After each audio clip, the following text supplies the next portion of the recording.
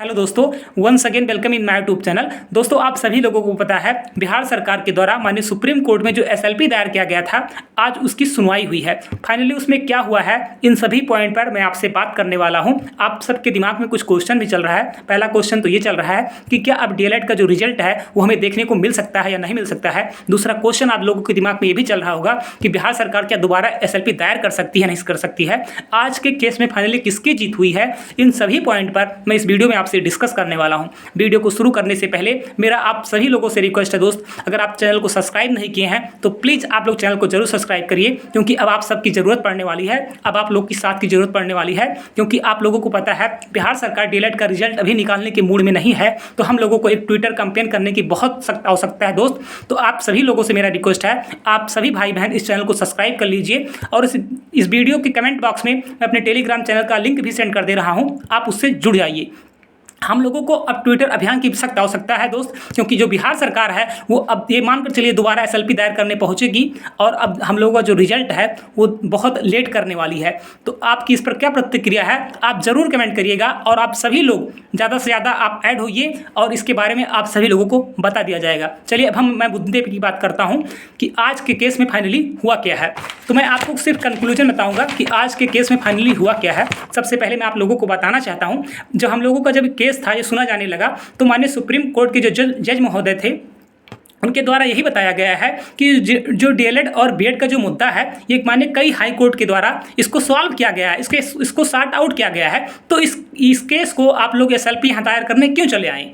माननीय supreme court के द्वारा ये पहली चीज़ तो ये कहा गया कि इस पर ऑलरेडी बहुत सारे सुनवाई हो चुके हैं, तो इस पर एसएलपी दायर करने की आप लोगों की ज़रूरत क्यों पड़ी।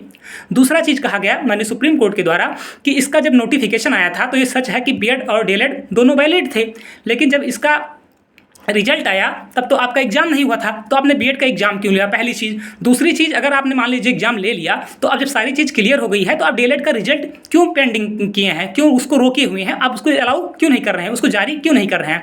तो शिक्षा विभाग के जो वकील साहब थे उनके द्वारा बताया गया कि मैं अभी जो रिजल्ट है इसका इसलिए नहीं अलाउ कर रहा हूँ, इसलिए भी जारी नहीं कर रहा हूँ क्योंकि बीएड के तरफ से भी एसएलपी दायर किया, बीएड के पक्ष की तरफ से भी रीट दायर किया गया है, जिसकी सुनवाई शुक्रवार को होनी है।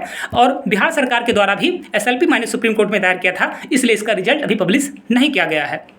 उसके बाद में इस केस को दोस्तों विड्रा कर दिया गया। विड्रा का मतलब ये होता है इस केस को खारिज नहीं किया गया है, इस केस को वापस ले लिया गया है, ठीक है, बिहार सरकार के द्वारा।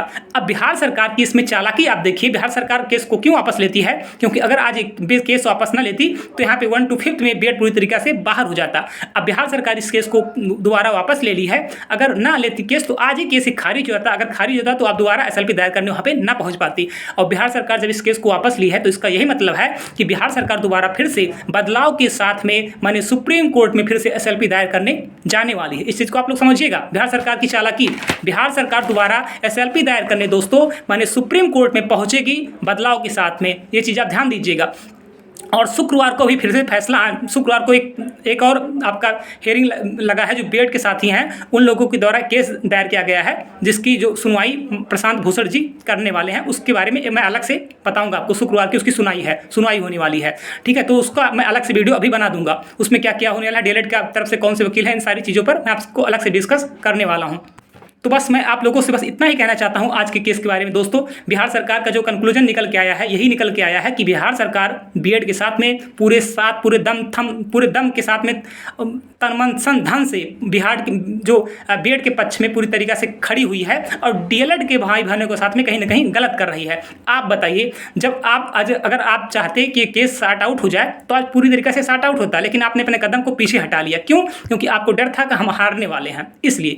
और अगर बिहार सरकार दोबारा एसएलपी दायर करती है तो आप ये मान कर चलिए, जिस जज की टीम ने राजस्थान से बीएड को बाहर किया था उसी टीम के पास में ये चीज़ जाने वाला है। क्योंकि जब कोई केस की सुनाई हुई रहती है तो लगभग मोस्टली चांस यही रहता है कि जो टीम सुनी रहती है केस को लगभग वहीं पे फॉरवर्ड किया जाता है, तो वहीं पे जाएगी। वहाँ पे बिहार सरकार को पूरी मुंह की खानी पड़ेगी, पूरी एकदम अपनी ऐसी बेइज्जती कराएगी जिसका कोई जवाब ही नहीं है और बहुत बुरी तरीके से वहाँ पे फिर से हारेगी। अब मैं आप लोगों से बस इतना कहना चाहता हूँ, जो भी मेरे भाई, जो भी मेरे बहन इस वीडियो को देख रहे हैं, मैं आप लोगों से इतना कहना चाहता हूँ दोस्त, अगर आप चैनल को सब्सक्राइब नहीं किए हैं तो आप सबसे मेरा रिक्वेस्ट है, आप जरूर चैनल को सब्सक्राइब कर लीजिए। आप मेरे टेलीग्राम चैनल से जरूर जुड़ जाइए, क्योंकि अब हम लोगों को ज़्यादा से ज़्यादा ये करना है, अपना रिजल्ट निकालने के लिए प्रयास करना है। अगर हम लोग अपना रिजल्ट नहीं निकालेंगे तो हम लोग का डिले हो रहा है। आप समझिए चीज़ों को, बिहार सरकार हम लोगों का रिजल्ट नहीं देने की मूड में है। हम ज़्यादा से ज़्यादा ट्विटर अभियान करेंगे और भी जो रणनीति होगी आप सबसे साझा किया जाएगा।